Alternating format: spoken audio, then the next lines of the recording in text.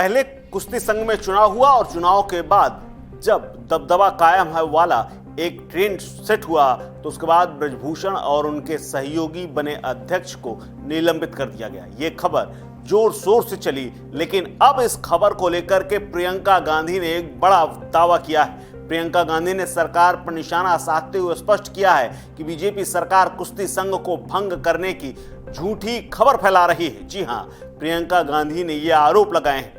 उन्होंने आगे ट्विटर पर लिखा है कि कुश्ती संघ को भंग नहीं किया गया है, सिर्फ उसकी गतिविधियों को रोका गया है ताकि भ्रम फैलाकर आरोपियों को बचाया जा सके। जी हां, आज ही ब्रजभूषण शरण सिंह ने कहा था कि मेरा कोई मतलब नहीं है, मैं संन्यास ले चुका हूं, अब जो भी करना होगा वो संजय सिंह करेंगे। लेकिन प्रियंका गांधी ने एक बड़ा दावा करके चौंका दिया है और उन्होंने सीधे सरकार पर आरोप लगा दिया, खेल मंत्रालय पर आरोप लगा दिया है, उनकी मंशा पर आरोप लगा दिया है कि उन्हें भंग नहीं किया गया है, सिर्फ गतिविधियां रोकी गई हैं, यानी कुछ दिनों के लिए फुल स्टॉप लगाया गया है। आपको बता दें कि उन्होंने आगे लिखा है कि एक पीड़ित महिला की आवाज दबाने के लिए इस स्तर तक जाना पड़ रहा है, ये शर्मनाक।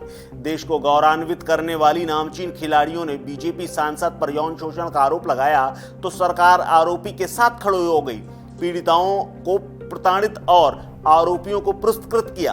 प्रधानमंत्री और गृह मंत्री के कान पर जूं तक नहीं रेंगी।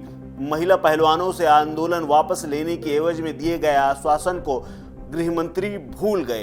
प्रियंका गांधी आगे लिखते हैं कि अहंकार की पराकाष्ठा ये है कि जिस बीजेपी सांसद पर महिला खिलाड़ियों के यौन शोषण का आरोप है, उसने खुद ये भी फैसला करवा लिया कि अगला नेशनल गेम उसी के जिले में उसी के कॉलेज ग्राउंड पर खेला जाएगा।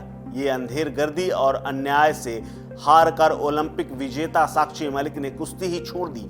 खिलाड़ी अपने पुरस्कार वापस करने लगे तो सरकार अफवाह फैला रही है। जहां भी किसी महिला पर अत्याचार होता है वो सरकार अपनी पूरी ताकत के साथ आरोपी को बचाती है और पीड़ित को ही प्रताड़ित करती है। आज हर क्षेत्र में महिला नेतृत्व की बात होती है, लेकिन सत्ता में बैठे लोग ही आगे बढ़ रही महिलाओं को प्रताड़ित करने और दबाने और हतोत्साहित करने लगे। देश की जनता, देश की महिलाएं ये सब देख रही हैं। प्रियंका गांधी के इस ट्वीट के बाद अब तक बीजेपी या WFI की तरफ से कोई भी जवाब नहीं दिया गया है, न ही खेल मंत्रालय की तरफ से कोई ऐसी बात आई। लेकिन आपको बता दें, बीते दिनों जब WFI का चुनाव संजय सिंह ने जीता था और फूल मालाएं ब्रजभूषण शरण सिंह को पहनाई जा रही थी, उसके बाद एक पोस्टर उनका बेटा और उनके घर के बाहर लगे हुए पाए गए थे जिसमें लिखा था दबदबा है दबदबा रहेगा, ये तो भगवान ने दिया है। लेकिन इसके साथ ही ब्रजभूषण शरण सिंह और संजय सिंह बकायदा अपना दबदबा दिखाते हुए अयोध्या में रोड शो निकालने लगे, जिसके बाद अगले ही दिन खबर आई कि सरकार ने, या यूं कहें कि खेल मंत्रालय ने WFI के चुनाव को निरस्त कर दिया है और काम को रोक दिया है। लेकिन अब प्रियंका गांधी के इस बयान के बाद एक नई इबारत लिखी जा रही है और एक नई आरोपों की एक फहरिस्त के बाद अब देखना है कि WFI का क्या जवाब आता है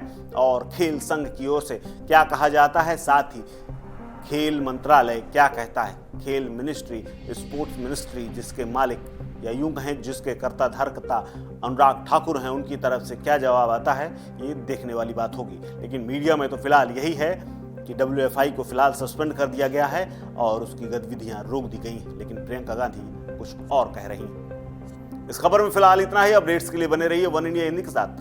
नमस्कार।